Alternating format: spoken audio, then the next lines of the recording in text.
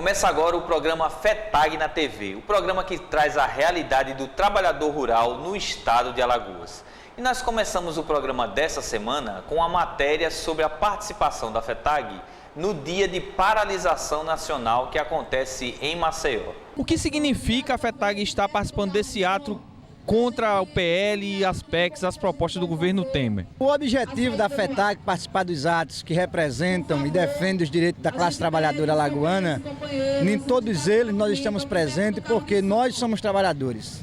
Tem algumas PECs, alguns projetos de leis que está em votação no Congresso Nacional que diretamente não nos atinge, mas indiretamente atinge aos nossos trabalhadores. Mas esses que ora estão em pauta para votar desta semana até o final do mês, atinge diretamente nosso povo, porque o primeiro é quando você congela os investimentos, principalmente na área da saúde, educação e segurança, para os próximos 20 anos. Então eu que tenho 30, até os meus 50 não vai ter mais investimento em saúde, em educação, em segurança, e os meus filhos que estão por vir, como nós, defensores dos trabalhadores alagoanos, podemos estar defendendo sobre isso. E a outra é que faz com que a economia de muitos, ou seja, quase da totalidade dos municípios alagoanos, 95% dos municípios de Alagoas, ou seja, 95 municípios e algumas frações de outros,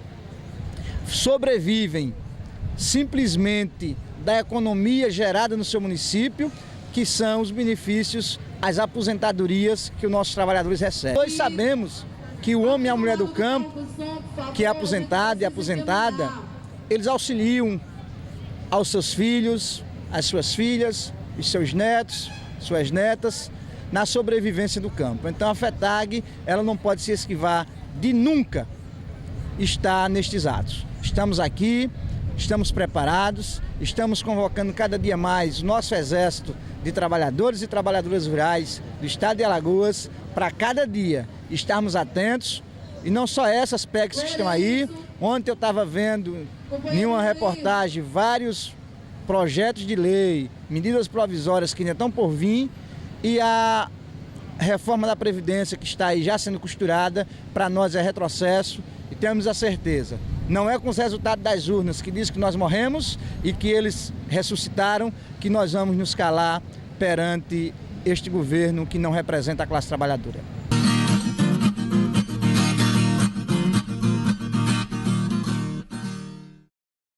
E nós conversamos com Marielle dos Santos, ela que é secretária de Juventude da FETAG Alagoas, e fala sobre os desafios enfrentados pela juventude na atual conjuntura.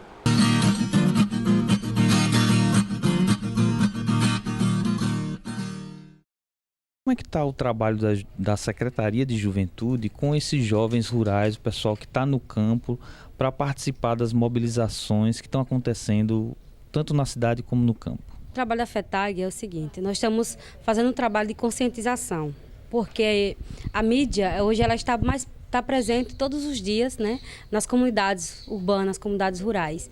E o que é que nós estamos fazendo? Nós estamos preparando a nossa juventude para estar participando desses atos.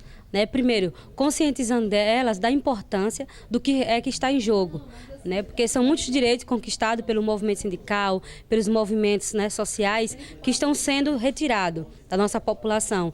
Inclusive, quem mais vai sofrer com isso são a juventude. Esses impactos que está acontecendo na questão do ProUni, algumas outras políticas públicas que estão sendo retiradas, né, influencia diretamente a juventude. Então, o nosso primeiro papel é conscientizar do que é que está, né, em jogo. Depois disso, a gente faz essa conscientização da importância da juventude estar presente nesses atos, né? Principalmente atos de massa.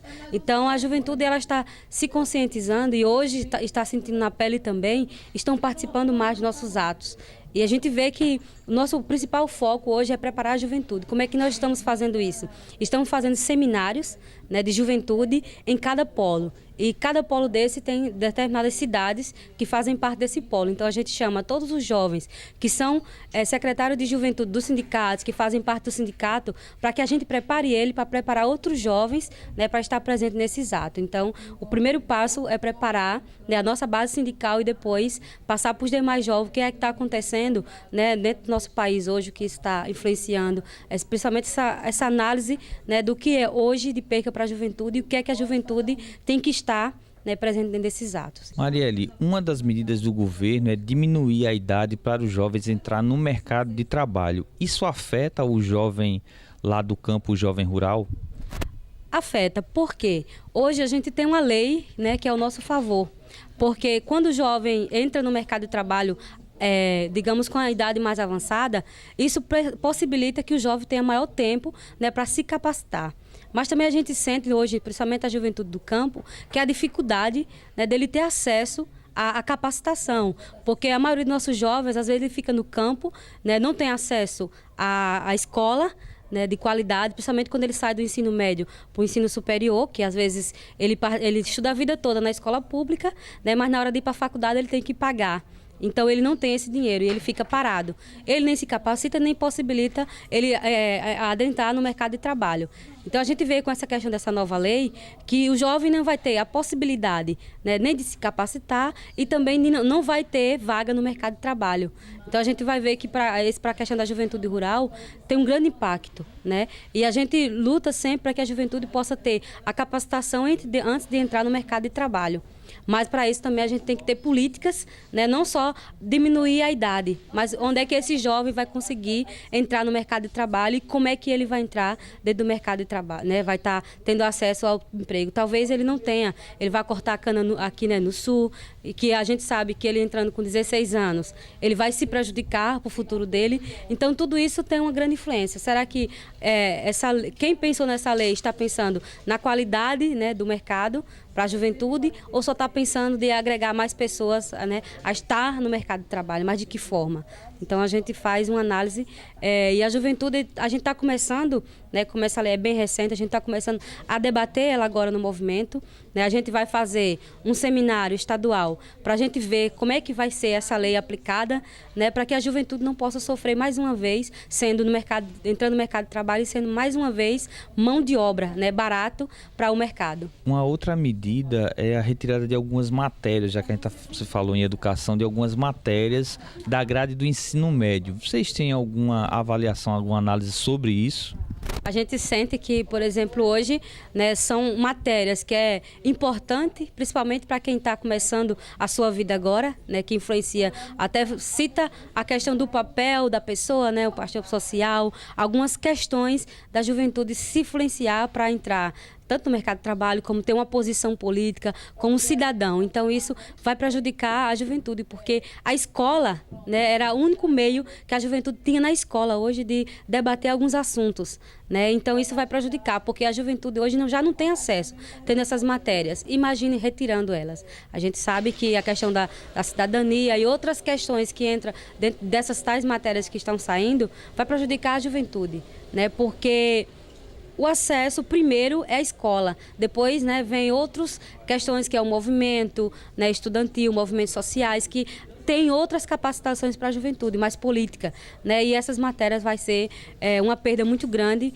né, para nós, juventude do campo, da cidade também, né, que vai retirar algumas coisas que a juventude aprende na escola, que não vai ter mais essa oportunidade, né, de estar tendo na escola. A gente sabe que o jovem que trabalha, né, como agricultor familiar, ele não tem carteira assinada, né? Ele trabalha por conta própria e ele faz o seu próprio horário. Mas a gente está se preparando, né, para vir apoiar os nossos trabalhadores e principalmente conscientizando os outros trabalhadores que estão lá no campo, né, de dizer para eles que as pessoas que estão em greve, eles estão por uma causa, por uma luta dos trabalhadores e também vindo se somar, né, essas pessoas apoiando ele e também, né, tirando algumas coisas que a gente pode estar fazendo, por exemplo, como a juventude do campo, ela trabalha, ela produz, ela vende, a gente também está pensando numa possibilidade de como a gente também está contribuindo, né, com essa greve geral.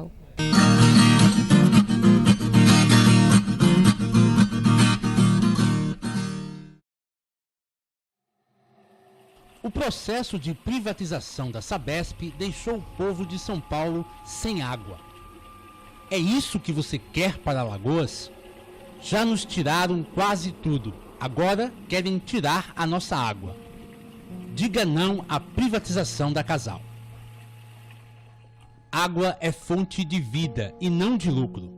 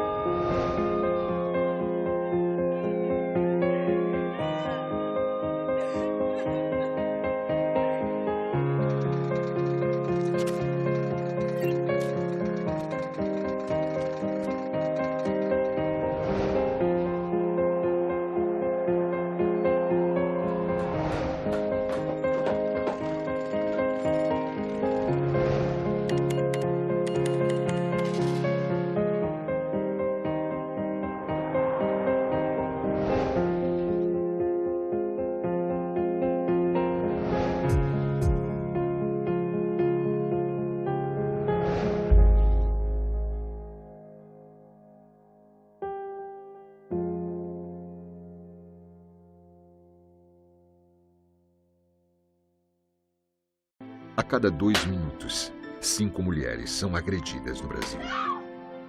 E de cada 100 mulheres assassinadas, 70 foram mortas por seus companheiros ou ex-companheiros. Violência contra a mulher é crime. Denuncie. O Ministério Público quer ajudar você. Ligue 180. Procure a promotoria de justiça mais próxima.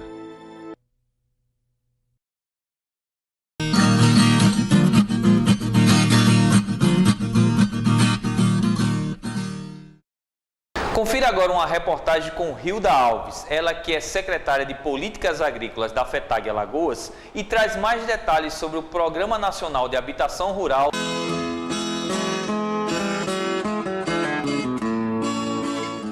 Como é que está a execução desse programa aqui em Alagoas pela FETAG? Que municípios vocês estão trabalhando atualmente? Olha, o programa de habitação rural aqui no estado de Alagoas, né, a gente vem trabalhando ele aqui desde 2011, né, em 2010 a gente começou, né, o processo de organização aqui nos sindicatos, a capacitação da equipe, e a partir de 2011 foi as primeiras contratações, foi até no município de Arapiraca.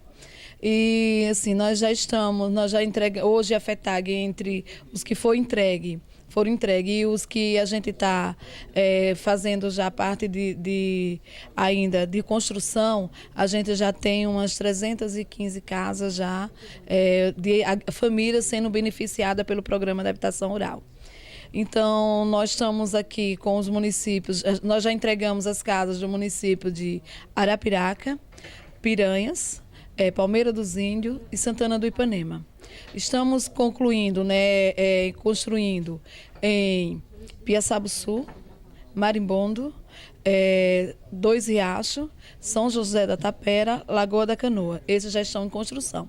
E temos também um que foi contratado, que é Giraldo Ponciano, que é também do assentamento, e de Olho d'Água do Casado. Foram contratados, mas o recurso ainda não entrou na conta para que a gente possa começar já também a construção dessas casas. Então, nós temos no estado essas famílias, né, mais de 300 que foram beneficiadas, onde o programa de habitação rural, para nós, é o maior programa que tem, né, de políticas sociais do governo federal, que começou no governo da presidenta, que a gente começou aqui no estado, construir já no governo da presidenta Dilma. E, então, assim, e hoje, infelizmente, o programa, que é o Grupo 1, que atende as famílias mais de baixa renda, que é quem ganha até 17, que tem uma renda até 17 mil, né, agricultores familiares, e que hoje esse grupo está parado, né? O governo que assumiu aí, né, no lugar da presidenta Dilma, né, que colocou um decreto já suspendendo as contratações do Grupo 1 do Programa de Habitação Rural. Então, são as famílias que mais precisam, que não têm como hoje ter condições de fazer a sua casa, e o programa hoje foi suspenso. Então, são aquele grupo que tem o recurso até 32.500, que antes era 28.500, e a gente conseguiu, né, agora essas últimas contratações já foram de 32.500. Então, essas famílias têm um subsídio, né? Ela paga só, desses 32.500, eles só pagam 4% desse valor. Então, assim, o governo achou que esse programa, o Grupo 1, estava dando prejuízo para o governo, né? Que o governo não tinha condições. O governo federal tão em dívida com essas famílias, até porque elas hoje moram em situação de insegurança, né? Elas não têm uma casa para morar, elas não têm condições de comprar. Muitas moram em casa de taipa, muitas moram em casas de barracos, de lonas, né? Então, assim, você olha, são famílias que são mais de 4 pessoas, 5 morando numa casa, numa situação dessa. Então, o programa, ele traz para essas famílias dignidade, melhora até o aspecto da questão da economia dessas famílias, né?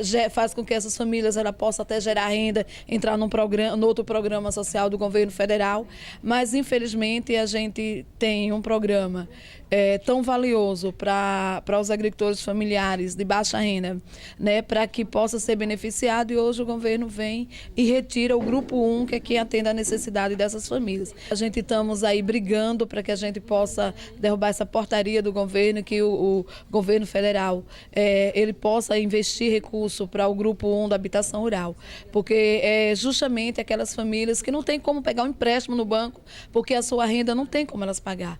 Então, justamente o governo excluiu essas famílias do programa e deixou o grupo 1 e o grupo 2, que são empréstimos que o governo faz para as famílias pagarem, né? Então, as famílias de baixa renda, com certeza, não tem como pagar. Então, para nós é um prejuízo hoje grande para as famílias agricultoras familiares, que hoje não têm condições de fazer a sua casa e que está impossibilitada, né, de estar tendo a oportunidade de construir pelo grupo 1 do programa Minha Casa Minha Vida Rural. Hilda, como é feita a seleção das pessoas para participar desse programa? Olha, a seleção é feita da seguinte forma: os sindicatos de cada município, eles selecionam as famílias, eles vão fazer as visitas às famílias que estão em situação de moradia, assim, bem precária mesmo, que é aquela de casa de taipa, é aquelas famílias que não tem, que ainda moram, mesmo casado, mora dentro da casa dos pais, né? E assim, que moram em barracos de lona. Então, eles fazem essa seleção e aí faz o cadastro dessas famílias e pega toda a documentação. Daí a gente vai fazer uma reunião, a federação vai, junto com o sindicato, fazer uma reunião com esse grupo de família. Então, para a construção, no mínimo 4, no máximo 50, né? Para construir, a gente tem um grupo de 4 e o grupo não pode ser mais do que 50 pessoas em cada grupo.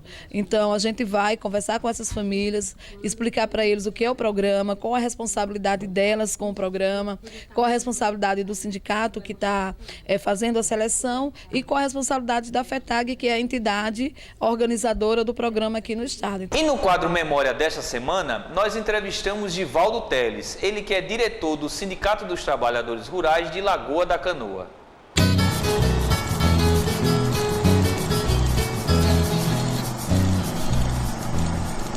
Como começou essa história do sindicato lá no município de Lagoa da Canoa? Nosso sindicato Lagoa da Canoa foi fundado no dia 6 de março de 1970, pela Federação dos Trabalhadores na Agricultura, a nossa FETAG. Na oportunidade, a FETAG sentiu a necessidade que os trabalhadores precisavam da sua representação lá em Lagoa da Canoa.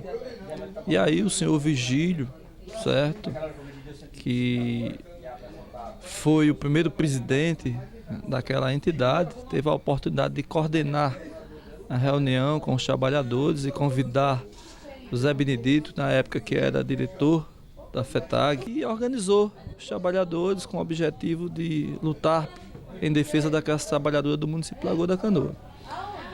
Posteriormente, ele foi reeleito para um segundo mandato, continuou na luta em defesa, e o segundo presidente foi o seu Paulo Gomes, que também coordenou o sindicato por 2 ou 3 mandatos, eu não tenho a certeza.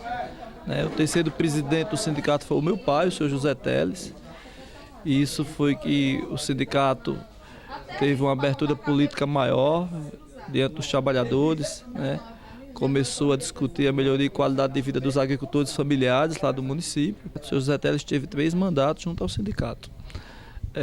Com a sua morte, em 2001, exatamente, quem assumiu foi o senhor Edivaldo Rodrigues, certo? Que era até então secretário-geral do sindicato, e passou a assumir o sindicato por um período de 2 anos. Eu estava sócio no sindicato nessa época, entre 2001 e 2002 já. Eu sou sócio lá do Sindicato Lagoa da Canoa desde 1992, mas nem passava pela minha cabeça de no momento estar diretor daquela entidade. E o senhor Edivaldo esteve na direção por 2 anos, à frente da direção, e aí, após os 2 anos, eu me coloquei candidato a presidente do sindicato. Fui eleito, exerci um mandato de 2 mandatos de 4 anos cada, durante 8 anos. Estive à frente do sindicato até então como presidente. E aí veio a época que o sindicato teve um grande momento assim, de uma grande enchente de agricultores familiares, quando da oportunidade as aposentadorias rurais e os benefícios previdenciários passaram a ser encaminhados junto à Previdência Social pelo sindicato. E aí a gente teve esse trabalho de organização à frente do sindicato, certo? Construindo um grande nome naquele município, né? Inclusive isso me levou a estar vereador em Lagoa da Canoa, fui eleito vereador, certo? Construí um nome até que estive candidato em 2008 a prefeito da cidade. E isso, graças a Deus, a gente fez um grande trabalho de base. Isso me trouxe coordenador do Polo do Agreste na oportunidade e me trouxe também depois para a direção da FETAG. Na minha saída, né, a gente conseguiu eleger o companheiro Zé Dodó, que até então é o presidente atual, é o 6º presidente, certo, que a casa recebe. Eu sou o diretor financeiro da entidade. Tá lá, hoje a gente vem trabalhando muito a questão de muitos projetos sociais voltados para os agricultores familiares.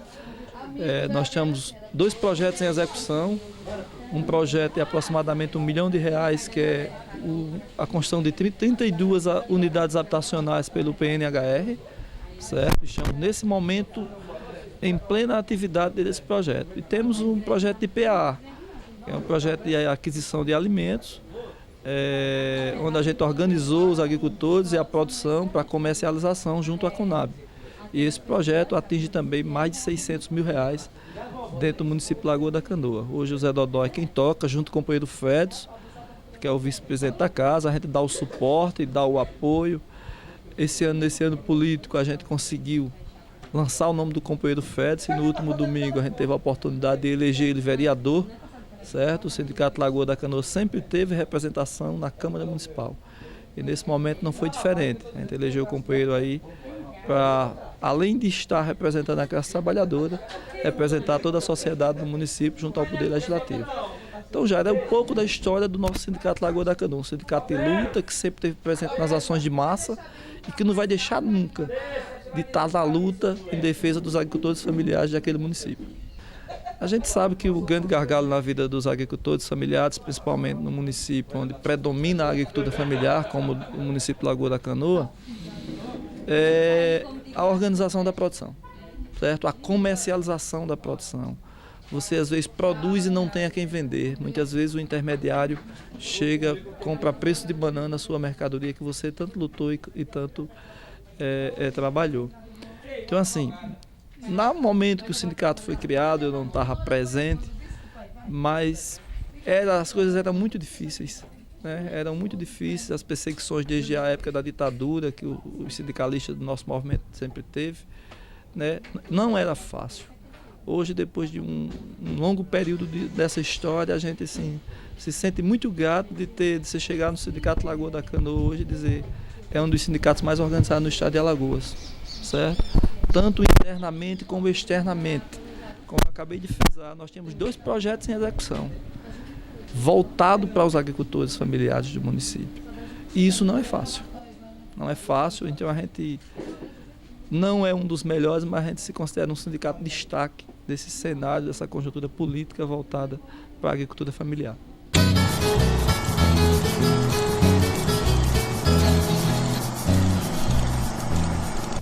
Confira agora a agenda de atividades realizada pela FETAG Alagoas.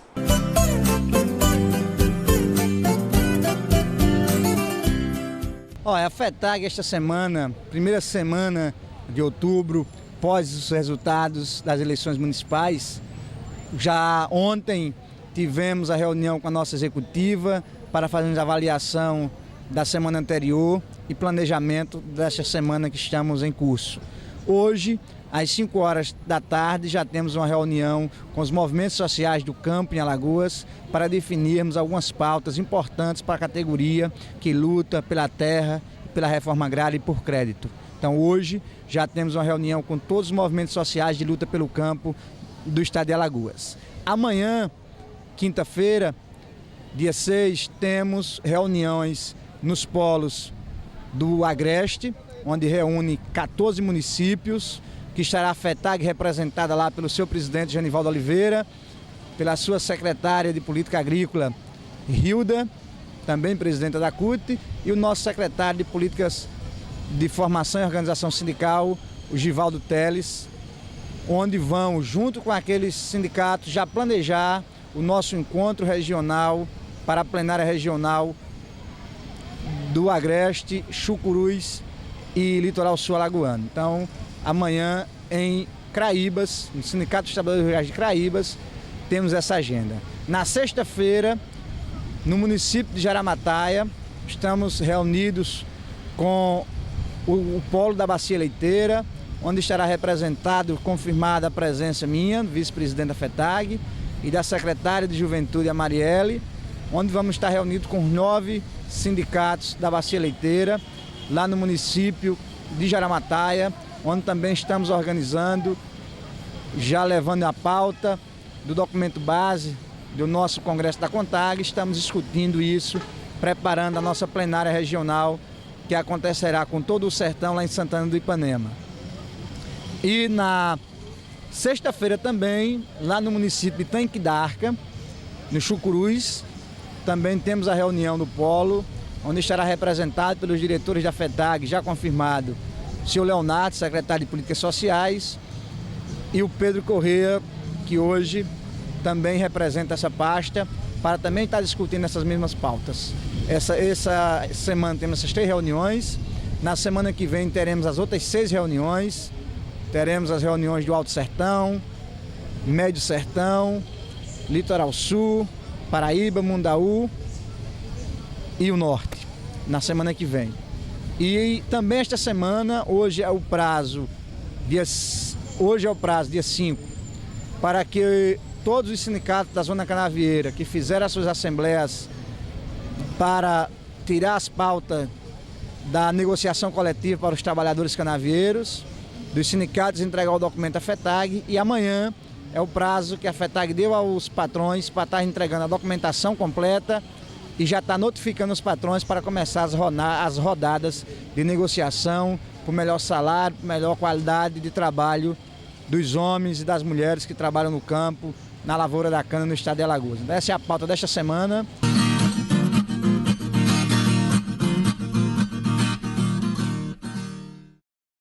E o programa FETAG na TV dessa semana vai ficando por aqui. Para continuar acompanhando o nosso conteúdo na internet, você pode acessar através do site www.tvcommaceo.tv.br. Estamos também no YouTube, através do youtube.com/FETAG na TV, Facebook FETAG na TV. Para sugestões de pautas ou críticas, você pode mandar um e-mail para fetag.alnatv@gmail.com. Tenham todos uma ótima semana e até o próximo programa.